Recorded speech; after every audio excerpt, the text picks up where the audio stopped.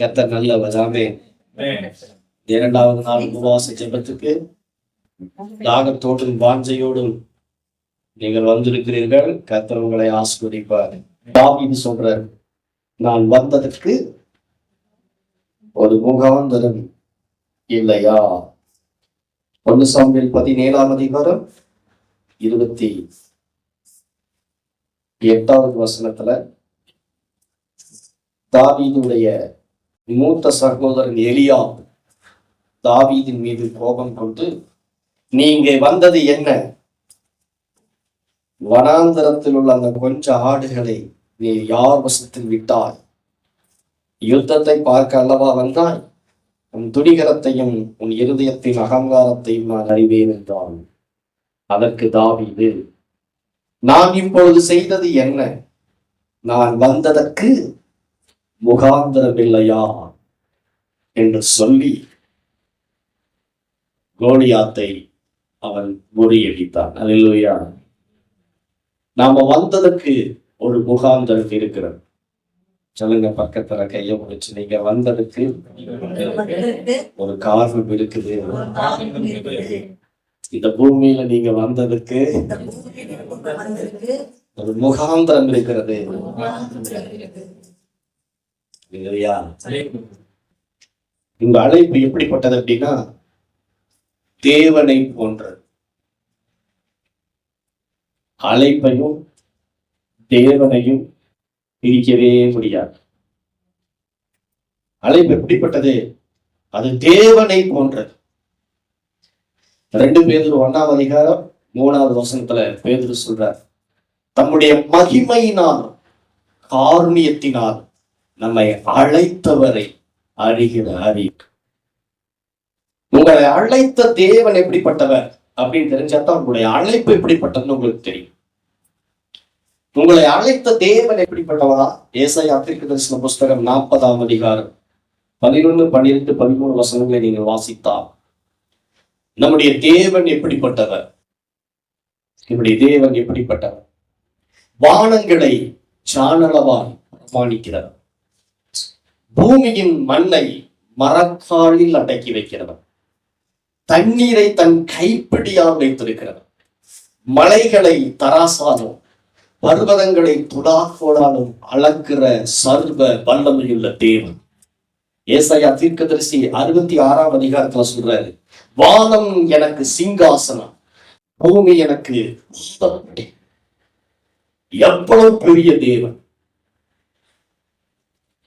வானம் எனக்கு சிங்காசனம், பூமி எனக்கு பாதப்படின்னு சொன்னவரு, இந்த வானத்தை சாலமோன் ஞானி சொல்றாரு, வானாதி வானங்கள் அவரை கொள்ளாதிருக்க நான் கட்டின ஆலயம் எப்படிப்பட்டதா இருக்கு? வானாதி வானங்கள் அவரை கொள்ளாது. வானம் எனக்கு சிங்காசனம், பூமி எனக்கு பாதப்படி என்று சொன்னவர். இந்த வானங்கள் எல்லாம் ஜான் போட்டு அளக்கிறவர். பூமியில் இருக்கிற எல்லா மண்ணை, இந்த பூமியை ஒரு மரக்கால வச்சு அடக்கிறவர். பெரிய பெரிய மலைகளை எல்லாம் தராசல நிறுத்தி எடை போடுகிறார். நீங்கள் ஆராதிக்கிற தேவன், உங்களை அழைக்கிற தேவன் எப்படிப்பட்டவர்னா, அவர் சர்வ வல்லமையுள்ள தேவன். எல்ஷடா ஆபிரகாம் பார்த்து ஆண்டவர் சொல்றாரு, நான் சர்வ வல்லமையுள்ள தேவன். ஆதியாகமம் 17ஆம் அதிகாரம் 1வது வசனத்துல ஆபிரகாம் பார்த்து சொல்றாரு, நான் சர்வ வல்லமையுள்ள தேவன். என் சரீரம் செத்து போச்சு ஆண்டவரே, நான் சர்வ வல்லமையுள்ள தேவன். உன் சரீரத்தை உயிர்ப்பிக்க நான் சர்வ வல்லமையுள்ள. சாராளுடைய கர்ப்பம் செத்து போனது ஆண்டவரே, இல்லாதவைகளை இருக்கிறவனமாய் அழைத்து சிருஷ்டிக்கிற சர்வ வல்லமையுள்ள தேவன் என்கிற பெயரில உங்கள் தகப்பனாகிய ஆபிரகாமுக்கு நான் வெளிப்பட்டேன் என்று மோசேயின் இடத்துல கர்த்தர் சொல்லுது. அல்லேலூயா. அவர் சர்வ வல்லமையுள்ளவர், சகலத்தையும் படைத்தவர், அண்ட சராசரங்களையும் தம்முடைய வல்லமையுள்ள வார்த்தையினாலே சிருஷ்டித்து இதுவரைக்கும் தாங்கிக் கொண்டிருக்கிறார். எபிரேயர் 1ஆம் அதிகாரம் 3வது வசனம் சொல்கிறது, சர்வத்தையும் தம்முடைய வல்லமையுள்ள வசனத்துல தாங்குகிறார். அல்லேலூயா. உங்களை அழைத்தவர் எப்படிப்பட்டவர்? அவர் பொய் சொல்ல மனுஷன் அல்ல. உங்களை அழைத்தவர் எப்படிப்பட்டவர்? இஸ்ரவேலின் ஜெயபலமானவர். உங்களை அழைத்தவர் எப்படிப்பட்டவர்? அண்ட சராசரங்களையும் அப்படி வார்த்தையினால் படைத்து சிருஷ்டித்து கடலை பார்த்து எம்மட்டும் வா மிஞ்சி வராதே என்று சொல்லி கடலுக்கு கதவை போட்டு தாழ்பாடு கொடுக்கிறவர் கர்த்தர். அல்லேலூயா. அவ்வளவு பெரிய தெய்வம் உங்களை அழைத்திருக்கிறார். இப்ப சொல்லுங்க, அழைத்தவர் எப்படிப்பட்டவரோ உங்களுடைய அழைப்பும் அப்படிப்பட்டதுதான். அப்படின்னா எவ்வளவு பெரிய அழைப்பு, எவ்வளவு பெரிய அழைப்பு. உங்களை அழைத்தவரை நீங்கள் அறிந்து கொண்டிருக்க. பேதுரு தான் சொல்ற, உங்களை அழைத்த தேவன் மகிமையின் தேவன். தீமோத்தேயுக்கு எழுதும் போது பவுல் சொல்றாரு, ஒருவராய் சாவாமை உள்ளவர், நித்தியானந்தம் உள்ள ஏக சக்கராதிபதி, சேரக்கூடாத வழியில வாசம் பண்ணுகிறவருமாயிருக்கிற அந்த சர்வ வல்லமையுள்ள தேவன் உங்களை அழைத்திருக்கிறார். உங்க அழைப்பு பெரியது, உங்களை அழைத்தவரும் பெரியவர். எப்பங்க உங்களை அழைச்சாரு? ஏசாயா தீர்க்கதரிசன புஸ்தகம் 43ஆம் அதிகாரம் 1வது வசனம், எரேமியா தீர்க்கதரிசன புஸ்தகம் 1ஆம் அதிகாரம் 5வது வசனம். எரேமியா தீர்க்கதரிசி சொல்லுகிறார், தன்னை அழைத்த விதத்தை, தாயின் கர்ப்பத்தில் உருவாகும் முன்னே நான் உன்னை பேர் சொல்லி அழைத்தேன். இப்போதும் யாக்கோபே உன்னை சிருஷ்டித்தவரும் இஸ்ரவேலே உன்னை உருவாக்கினவருமாகிய கர்த்தர் சொல்லுகிறதா, நான் உன்னை பேர் சொல்லி அழைத்தேன், உன்னை மீட்டுக் கொண்டேன், உன்னை பேர் சொல்லி அழைத்தேன், நீ என்னுடைய. எதுக்காக அழைத்தார்? அவ்வளவு பெரிய தெய்வம். அப்ப நம்மை அழைத்த தேவன் உண்மையுள்ளவராயிருக்கிறார். நம்மை அழைத்த தேவன் உண்மையுள்ளவராயிருக்கிறார். அப்ப நம்முடைய அழைப்பு எப்படிப்பட்டதுன்னு பாரு. நம்முடைய அழைப்பு எப்படிப்பட்டது? நம்மை அழைத்தவர் எப்படிப்பட்டவரோ நம்முடைய அழைப்பும் அப்படிப்பட்டதுதான். அப்ப நம்முடைய தேவன் எப்படிப்பட்டவர்? பெரியவர். சொல்லுங்க பக்கத்துல பிடிச்சு, பெரியவர். அல்லேலூயா. பெரியவர்.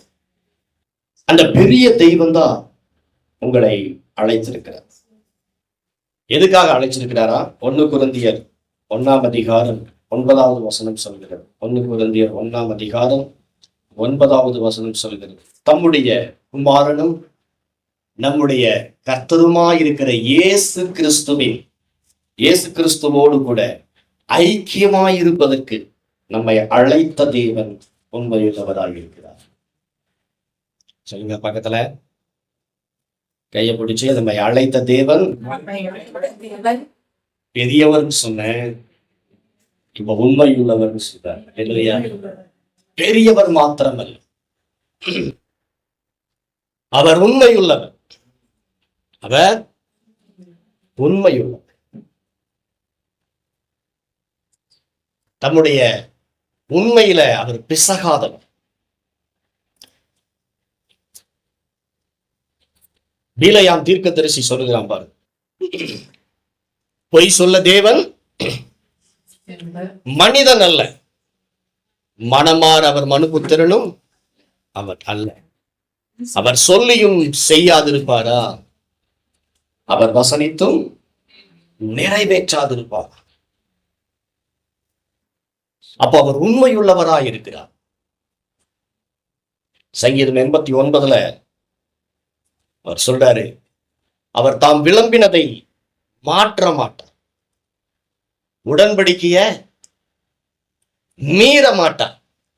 மனுஷன் தான் சொன்னதை மாத்திடுவான், தன்னுடைய வார்த்தை அவன் மீறிடுவான். ஏன்னா மனுஷன் பொய்யன்னு சொல்லப்படுறது, அவன் உண்மை இல்லை. ஆனால் நம்முடைய தேவன் உண்மையுள்ளவராய் இருக்கிறார். அல்லேலூயா. உண்மையுள்ளவராய் இருக்கிறார், பெரியவராய் இருக்கிறார், அவர் சர்வ வல்லமையுள்ளவராய் இருக்கிறார். அதனால உங்களை அழைத்த தேவனும் எப்படிப்பட்டவரா? உண்மையுள்ளவர், பெரியவர், நல்லவர். உங்களுடைய அழைப்பும் அப்படிப்பட்டதுதான். நமக்கு ஒரு அழைப்பு இருக்கிறது. அந்த அழைப்பு அவரை போன்றது. எப்படிப்பட்ட அழைப்பு?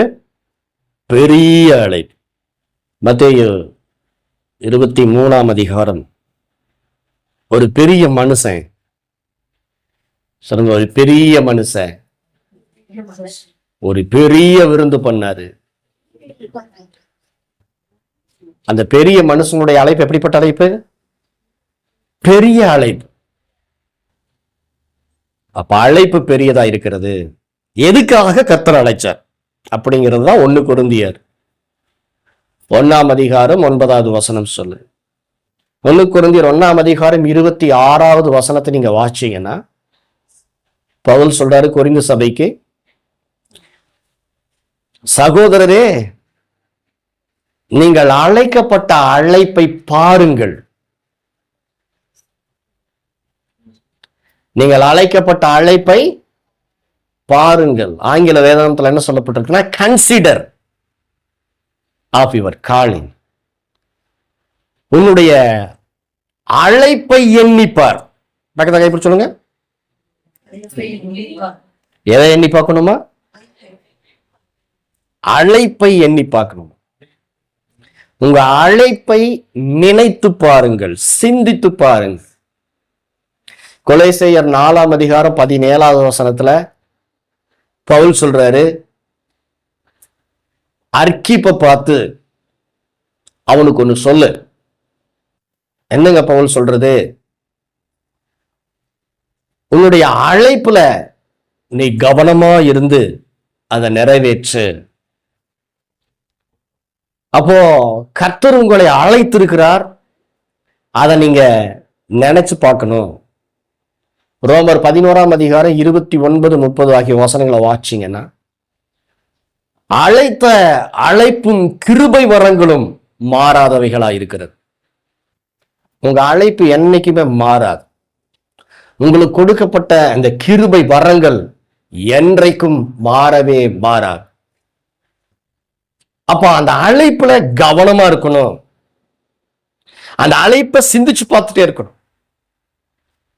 என்னென்ன அழைப்பெல்லாம் உங்க மேல் இருக்குது அப்படிங்கிறத குறிச்சு தான் இன்னைக்கு நம்ம என்ன போறோம், தியானிக்க போகிறோம். முதல்ல கர்த்தர் எதுக்கு அழைத்திருக்கிறார் வாசிங்க. 1 கொரிந்தியர் 1:9. தம்முடைய குமாரனும் நம்முடைய கர்த்தருமாயிருக்கிற இயேசு கிறிஸ்துவுடனே ஐக்கியமாயிருப்பதற்கு உங்களை அழைத்த தேவன் உண்மையுள்ளவர். அப்ப கிறிஸ்துவுடனே ஐக்கியமாயிருப்பதற்கு உங்களை அழைத்திருக்கிறார். சொல்லுங்க, யாரு கூட ஐக்கியமாயிருப்பதற்கு? நல்லா வாசிங்கதையா. தம்முடைய குமாரனும் நம்முடைய கர்த்தருமாயிருக்கிற இயேசு கிறிஸ்துவுடனே ஐக்கியமாயிருப்பதற்கு உங்களை அழைத்த தேவன் உண்மையுள்ளவர். முதல்ல உங்களுடைய அழைப்பு, கர்த்தர் இந்த பூமி கொண்டு வந்ததின் நோக்கம், உங்களை அந்த பெரிய மனுஷர் அழைத்ததின் நோக்கம் என்ன அப்படின்னா, அந்த பெரிய மனுஷன் எதோடு கூட ஐக்கியப்படும்படிக்கு அழைச்சாரு? கொழுத்த கன்றை அடித்திருக்கிறேன், அந்த விருந்திலே நீங்கள் ஐக்கியப்பட வேண்டும். கொழுத்த கன்று யாரு? இயேசு கிறிஸ்து. அவரோடு கூட ஐக்கியமாய் இருப்பதற்கு அவர் உங்களை அழைத்திருக்கிறார். அந்த ஐக்கியம் அப்படிங்கிற அந்த வார்த்தையினுடைய அர்த்தம் என்னன்னா, fellowship, participation, communion, partaker, union அப்படின்னு ஒரு 5-6 அர்த்தம் இருக்குது. பார்ட்டேக்கர் சொல்லுங்க, பங்கெடுப்பதற்கு, போய் கலந்துக்கிறதுக்கு, அவரோடு கூட கலந்து கொள்வதற்கு, அவரோடு கூட தோழமை கொள்வதற்கு, அவரோடு கூட இணைவதற்கு அவர் உங்களை அழைத்திருக்கிறார். அதனாலதான் இயேசு சொன்னாரு, நான் செடியா இருக்கிறேன், நீங்கள் கொடியா இருக்கிறீர்கள். ஒருவன் என்னில் நிலைத்திருந்தால், ஒருவன் என்னில் இணைந்திருந்தால் அவன் மிகுந்த கனிகளை கொடுப்பான். எனக்குள் இருக்கிற எல்லாம் அவனுக்குள்ள வந்துடும். அல்லேலூயா. அப்போ பிதாவுடைய நோக்கம், பிதாவுடைய அழைப்பு என்னன்னா, இயேசுவை போலவே நீங்கள் இந்த பூமியில பிரகாசிக்க வேண்டும். அதுக்காகத்தான் அழைச்சிருக்க, அதுக்காகத்தான் உங்களை இணைச்சிருக்கிறார். அல்லேலூயா சொல்லுங்க. அப்போ கிறிஸ்து எப்படிப்பட்டவரா இருக்கிறாரா? ரோமர் 12ஆம் அதிகாரத்துல ஒன்றிலிருந்து சில வசனங்களை நாம் வாசிக்கும் போது, வாசிங்க ரோமர் 12ஆம் அதிகாரம். ஏனெனில் நமக்கு ஒரே சரீரத்தில் அநேக அவயங்கள் இருந்தும் எல்லா அவயங்களும் ஒரே தொழில் இராதது போல அநேகராகிய நாமும் கிறிஸ்துவுக்குள் ஒரே சரீரமாயிருக்க ஒருவருக்கொருவர் அவயங்களாயிருக்கிறோம். அப்ப இயேசு கிறிஸ்து அவருடைய சரீரத்துல நாம் எல்லாரும் அவயங்களாயிருக்கிறோம். அல்லேலூயா சொல்லுங்க. உங்க அழைப்பு என்னங்கிறத நான் இப்ப சொல்றேன். சபை கிறிஸ்துவின் சரீரமா இருக்கு. அந்த சரீரமாகிய கிறிஸ்துவின் சபையில உங்கள் ஒவ்வொருத்தருக்கும் ஒவ்வொரு அழைப்பு இருக்கிறது. அல்லேலூயா. இது என்ன சொல்றாங்கன்னா மைனர் காலிங்னு சொல்லுவாங்க. என்ன காலிங்? இந்த மைனர் காலிங்ல நீங்க உண்மையா இருந்தீங்கன்னா, எபேசியர் 4ஆம் அதிகாரம் 1வது வசனம் சொல்கிறது, அழைக்கப்பட்ட அந்த அழைப்புக்கு பாத்திரவான்களாய் நீங்கள் நடந்து கொள்ளும் பொழுது மேஜர் காலிங்குள்ள கர்த்தர் கொண்டு போவார். நேற்று பார்த்தீங்கன்னா எல்லாமே நல்லா என்ன பண்ணாங்க? பிரசங்கித்தார்கள். அல்லேலூயா. நல்லா பிரசங்கிக்கக்கூடிய அந்த அழைப்பு உங்க மேல இருக்குது. அதுக்கு ஏற்ற கிருபை வரங்களும் கர்த்தர் உங்களுக்கு கொடுத்திருக்கிறார். அல்லேலூயா. அப்ப அந்த அழைப்புல நாம் என்ன இருக்கணுமா? அந்த அழைப்புல நம்முடைய கவனத்தை செலுத்தணும். அந்த அழைப்புல நம்முடைய சிந்தைய செலுத்தணும். பிலிப்பியர் 3ஆம் அதிகாரம் 13-14 பவுல் சொல்றாரு பாருங்க. என்ன சொல்றாரு? பரம அழைப்பின் பந்தய பொருளுக்காய் இலக்கை நோக்கி தொடருகிறேன். இதே சிந்தையில தான் நான் இருக்கிறேங்கிறார்.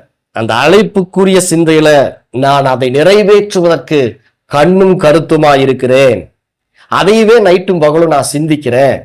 அதுவே நான் ஃபோக்கஸ் பண்றேன். உங்களுடைய ஃபோக்கஸ் சரியா இருந்துச்சுன்னு சொன்னா உங்களுடைய தேவைகள் எல்லாம் அவருடைய பார்வையில சுண்டக்காயை போல் சந்திக்கப்படும்.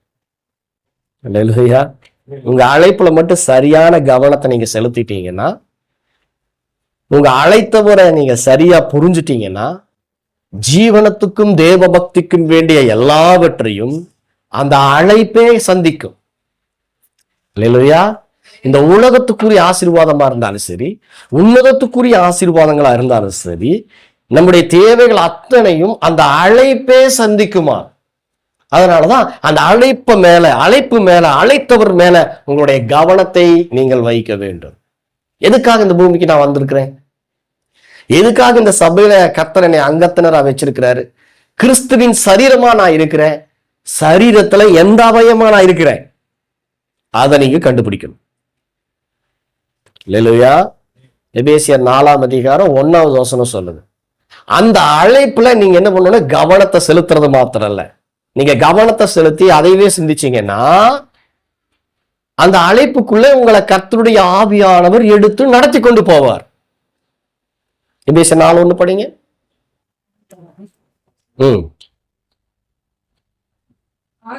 ஆதலால் கர்த்தர் நிமித்தம் கட்டுண்டவனாகிய கர்த்தர் நிமித்தம் கட்டுண்டவனாகிய நான் சொல்லுகிறது என்னவெனில், நீங்கள் அழைக்கப்பட்ட அழைப்புக்கு பாத்திரவான்களாய் நடந்து மிகுந்த மனத்தாழ்மையும் சாந்தமும் நீடிய பொறுமையும் உடையவர்களாய் அன்பினால் ஒருவரை ஒருவர் தாங்கி சமாதான கட்டினால் ஆவியின் ஒருமையை காத்துக் கொள்ளுங்கள். ஜாக்கிரதையாயிருங்கள். அல்லேலூயா. அடுத்த வசனம் சொல்லுது, நமக்கு உண்டான அழைப்பிலே, சொல்லுங்க, ஆமா, அழைப்பு எப்போ உண்டாயிருச்சு.